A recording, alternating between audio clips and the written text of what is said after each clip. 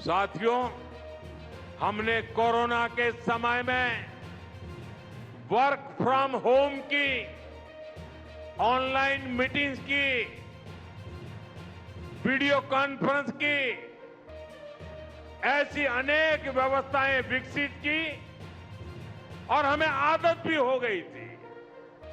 आज समय की मांग ऐसी है कि उन व्यवस्थाओं को हम फिर से शुरू करें तो वो देश हित में होगा। Work from home, online conferences, virtual meetings, इनको हमें फिर से प्राथमिकता देनी है। साथियों, आज जो संकट है उसमें हमें विदेशी मुद्रा बचाने पर भी बहुत जोर देना होगा, क्योंकि दुनिया में पेट्रोल डीजल इतना ज्यादा महंगा हो गया है, पहले से कई गुना ज्यादा कीमतें बढ़ गई है। तो हम सबका दायित्व है कि पेट्रोल डीजल की खरीद पर जो विदेशी मुद्रा खर्च होती है, पेट्रोल डीजल बचाकर हमें वो मुद्रा भी बचानी है। इसके लिए हमारे छोटे छोटे प्रयास भी देश की बहुत मदद कर सकते हैं। जैसे आजकल जो विदेशों में शादियों का, विदेशों में घूमने का, विदेशों में वैकेशन पर जाने का मिडिल क्लास में कल्चर बढ़ता जा रहा है।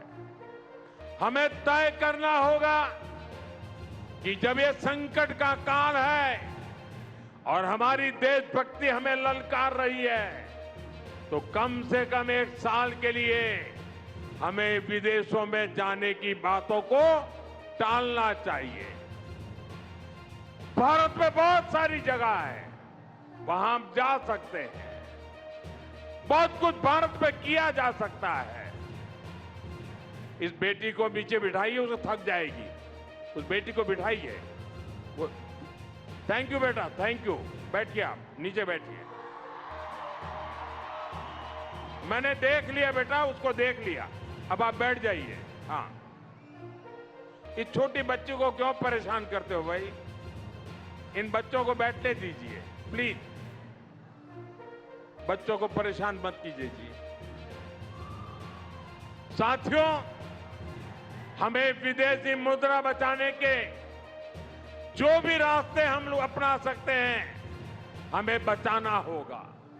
साथियों, गोल्ड यानी सोने की खरीद एक और पहलू है जिसमें विदेशी मुद्रा बहुत अधिक खर्च होती है। एक जमाना था जब संकट आता था, कोई युद्ध होता था, तो लोग देश हित में सोना दान दे देते थे। आज दान की जरूरत नहीं है, लेकिन देश हित में हमको ये तय करना पड़ेगा कि साल भर तक घर में कोई भी फंक्शन हो, कोई भी कार्यक्रम हो, हम सोने के गहने नहीं खरीदेंगे, सोना नहीं खरीदेंगे। विदेशी मुद्रा बचाने के लिए हमारी देशभक्ति हमें चुनौती दे रही है और हमें इस चुनौती को स्वीकार करते हुए विदेशी मुद्रा को बचाना होगा। साथियों, ये समय एक और बड़े सबक का भी है। एक समय था जब हम कॉपर एक्सपोर्ट करते थे, लेकिन आज भारत के सामने स्थिति ऐसी बन गई कि अब हमें कॉपर को भी इंपोर्ट करना पड़ता है।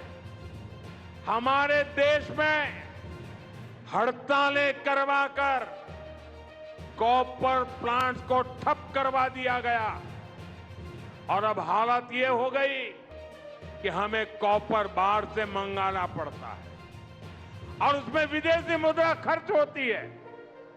इसलिए मैं ऐसे सभी मजदूर संगठनों से भी कहूंगा कि हमें ऐसी बातों का जरूर ध्यान रखना चाहिए। भारत को आत्मनिर्भर बनने से जो भी कदम रोकते हैं उनमें हमें दूरी बनानी होगी और जो लोग ऐसी साजिशों में जुटे हैं उन पर भी कड़ी नजर रखनी होगी। मैं देश की अदालतों से भी आग्रह करूंगा कि ऐसी स्थिति आने पर देश हित में हमें कोई न कोई रास्ता निकालने की तरफ बढ़ना चाहिए। साथियों, ऐसे ही खाने के तेल का भी है। इसके आयात के लिए भी बहुत बड़ी मात्रा में हमें विदेशी मुद्रा खर्च करनी पड़ती है। हर परिवार अगर खाने के तेल में खाने का तेल का जो उपयोग करता है अगर वो कुछ कमी करे, मैंने बार बार कहा है 10% कम करो। अगर हम तेल खाना कम करें ना तो भी वो देशभक्ति का बहुत बड़ा काम है। आप देश सेवा में योगदान दे सकते हैं और इससे देश सेवा भी होगी और देह सेवा भी होगी।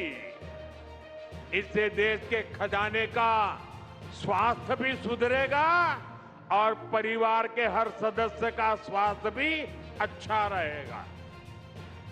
साथियों, विदेशी मुद्रा की खपत वाला एक और सेक्टर हमारी खेती है। हम बहुत बड़ी मात्रा में बाहर से केमिकल फर्टिलाइजर इंपोर्ट करते हैं। केमिकल फर्टिलाइजर खेती के कारण हमारी धरती मां को बहुत पीड़ा हो रही है। हमारे खेत बर्बाद हो रहे हैं। अगर आज हम अपने खेत को नहीं बचाएंगे तो भविष्य में फसलों पर भी खतरा आ जाएगा।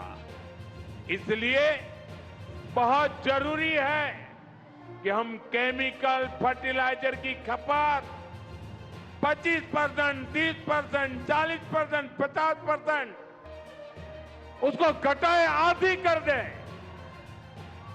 और हम उसके साथ साथ नेचुरल फार्मिंग की तरफ बढ़ें।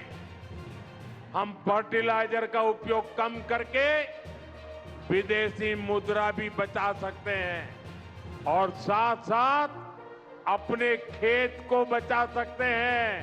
हमारी ये धरती मां को बचा सकते हैं और यह हमें करना ही होगा। आज वैश्विक संकटों से जो चुनौतियां आई है, हमें उन चुनौतियों को परास्त करना होगा।